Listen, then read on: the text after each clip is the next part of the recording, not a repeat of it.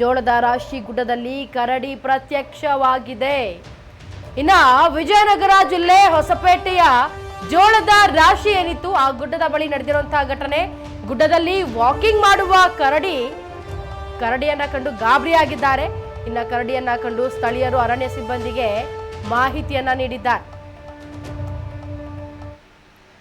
ಜೋಳದ ರಾಶಿ ಗುಡ್ಡದ ಬಳಿ ಕರಡಿ ನೆಗಿತಾ ವಾಕಿಂಗ್ ಅನ್ನ ಮಾಡ್ಕೊಂಡು ಹಾಡನ್ನ ಹೇಳ್ಕೊಂಡು ಸ್ಟೈಲಾಗಿ ಓಡಾಡ್ತಾ ಇದೆ.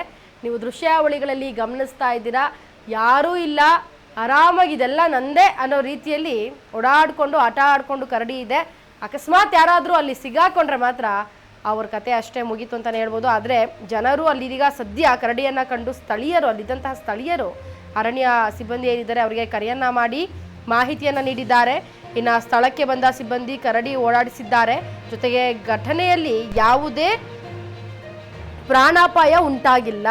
ಸದ್ಯಕ್ಕೆ ಎಲ್ಲ ಸ್ಥಳೀಯರು ಸೇಫ್ ಆಗಿದ್ದಾರೆ. ಆದರೆ ಕರಡಿಯನ್ನ ಅರಣ್ಯ ಸಿಬ್ಬಂದಿಗಳು ಹಿಡಿಯುವಂತಹ ಪ್ರಯತ್ನವನ್ನು ಕೂಡ ಮಾಡಿದ್ದಾರೆ. ಒಟ್ಟಿನಲ್ಲಿ ಕರಡಿ ಈ ಜೋಳದ ರಾಶಿ ಗುಡ್ಡದಲ್ಲಿ ಕರಡಿ ಪ್ರತ್ಯಕ್ಷ ಆಗಿ ವಾಕಿಂಗ್ ಮಾಡಿಕೊಂಡು ಆರಾಮಾಗಿದೆ.